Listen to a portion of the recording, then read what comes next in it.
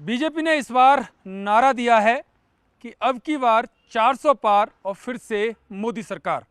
और ये नारा महज चुनावी नारा बनकर ना रह जाए, इसके लिए बीजेपी ने धरातल पर एक एक सीट पर फूंक फूंक कर कदम रखने का निर्णय लिया है। और ये निर्णय भी ऐसा कि पूरी दिल्ली के जो आला नेतृत्व, जो बीजेपी का जो आला नेतृत्व है, यानी कि बीजेपी का वो एक एक सीट पर जो सर्वे रिपोर्ट आई है, जो फीडबैक आया है, उस पर काम कर रहा है। कल इसी निर्णय के तहत कल बीजेपी का महामंथन हुआ दिल्ली में। और महामंथन भी कोई ऐसा नहीं कि 1 या 2 या 3 या 4 घंटे चला हो। ये महामंथन चला पूरे 9:30 से 10 घंटे तक। 2 चरणों में यह महामंथन हुआ।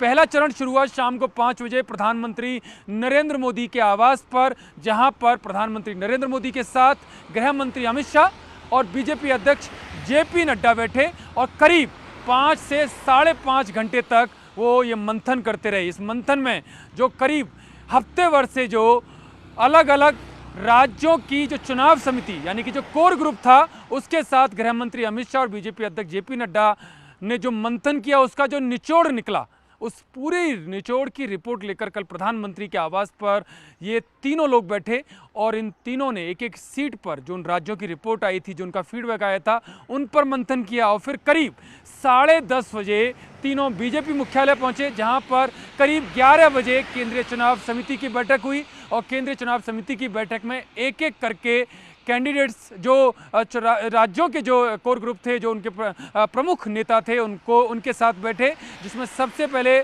उत्तर प्रदेश के नेताओं को बुलाया गया, जिसमें मुख्यमंत्री योगी आदित्यनाथ, प्रदेश संगठन मंत्री धर्मपाल, प्रदेश अध्यक्ष भूपेंद्र चौधरी मौजूद थे, प्रदेश प्रभारी जो चुनाव प्रभारी बनाए गए हैं वैजंत पांडा, वो मौजूद थे। और एक एक करके सीटों पर उनसे फीडबैक लिया गया। प्रधानमंत्री और गृह मंत्री या बीजेपी अध्यक्ष जेपी नड्डा का जो फीडबैक था, उस आधार पर उनसे बात की गई और कई सारी सीटों पर चर्चा की गई। इसमें जो सामने जो सूत्रों ने जो दावा किया है कि करीब 30 से 40 सीटों पर जो फीडबैक यूपी की तरफ से लिया गया और माना यह जा रहा है कि करीब उसमें 8 से 10 जो मौजूदा सांसद हैं, उनका टिकट कट सकता है। पूरे 80 लोकसभा सीटों की बात करेंगे तो 15 से 20 सीट तक ये आंकड़ा जा सकता है। उसके बाद मध्य प्रदेश में बात हुई।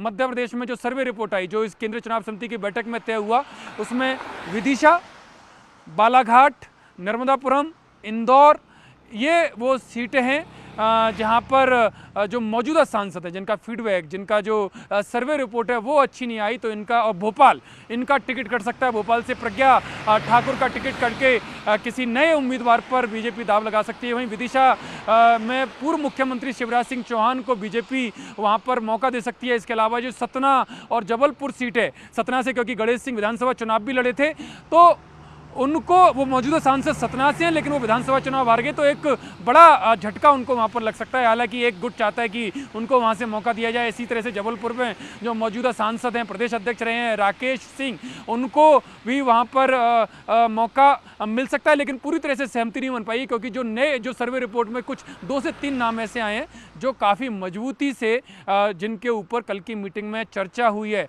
ऐसे यानी कि माना जाए कि 4 से 5 ये जो 5 लोकसभा सीटें हैं, इन पर जो मौजूदा सांसद हैं उनके टिकट कर सकते हैं। वहीं 6 सांसद पहले विधानसभा चुनाव लड़ सके हैं, तो उनकी जो सीट खाली है तो वहां पर नए चेहरों को मौका दिया जा सकता है। इस तरह की सहमति बनती नजर आई है। उत्तराखंड में भी 5 जो लोकसभाएं, जिसमें से 3 पर सहमति बन रही है कि 3 पर जो मौजूदा सांसद है वो आ सकते हैं। वहीं पर 1-2 सीटें ऐसी हैं, हरिद्वार और पौड़ी, जहां पर बदलाव किया जा सकता है। और इसके अलावा छत्तीसगढ़ में भी कुछ 1-2 जगह ऐसी हैं जहां पर सांसदों को बदलाव किया जा सकता है। तेलंगाना में जो 3 मौजूदा सांसद है, जी किशन रेड्डी, अरविंद धर्मपुरी और संजय बंडी, इन तीनों को एक बार फिर से मौका दिया जा सकता है। और जो समीकरण है वहाँ के, उन समीकरणों को ध्यान में रखते हुए बीजेपी कुछ नए चेहरों को मौका दे सकती है। कुछ नए लोग वहाँ पर पार्टी ज्वाइन कर सकते हैं, जहाँ पर उनको मौका दिया जा सकता है। इसी तरह से गोवा पे चर्चा हुई है। और दिल्ली में भी जो दिल्ली चुनाव के जो राज्य की चुनाव समिति है,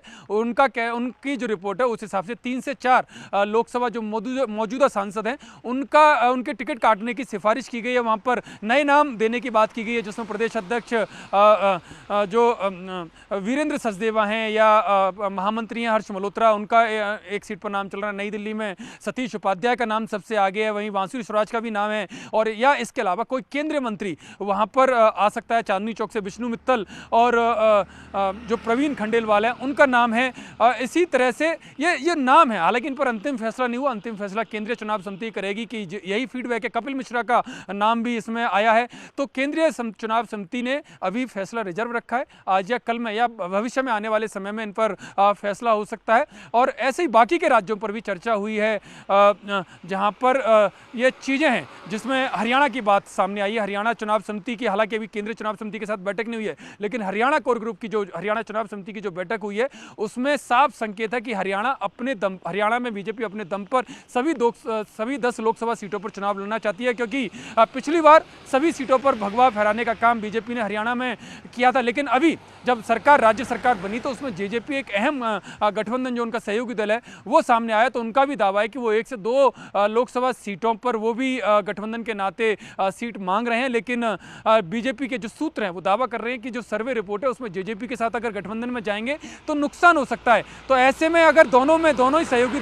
बीजेपी और जेजेपी में ठनती है तो हो सकता है राहें जुदा हो जाएं और दोनों ही लोकसभा चुनाव अलग लड़ें। लेकिन इसका भी फैसला केंद्रीय नेतृत्व को करना है। तो जब हरियाणा चुनाव समिति की बैठक होगी तब फैसला होगा कि बीजेपी अपने दम पर ही सारी लोकसभा सीटों में जाएगी या जेजेपी को देगी, या जेजेपी के साथ गठबंधन लोकसभा चुनाव से पहले टूट जाएगा। ये सब तमाम बातें, ये सभी बातें जब सामने आएंगी, जब केंद्रीय चुनाव समिति अपना अंतिम फैसला ले लेगी और लिस्ट जारी कर देगी। फिलहाल आने वाले समय में भी बीजेपी का इसी तरह का महामंथन चलता रहेगा, क्योंकि टारगेट साफ है। वो रिकॉर्ड जो 400 पार का है, क्योंकि बीजेपी 2014 से लेकर 2019 का भी चुनाव देखें तो हर बार सीटों का आंकड़ा लगातार बढ़ता जा रहा है। और इस बार बीजेपी ने, खुद प्रधानमंत्री नरेंद्र मोदी ने कहा भी है कि बीजेपी अपने दम पर 370 और एनडीए के जो सहयोगी दल है उनके दम पर 400 पार का वो नारा करके आएगी। और शायद यही कारण है कि एक सीट पर गहन मंथन चल रहा है, गहन चर्चा चल रही है, और बीजेपी नेतृत्व बड़ा गंभीर है इस 400 पार के आंकड़े को पूरा करने के लिए।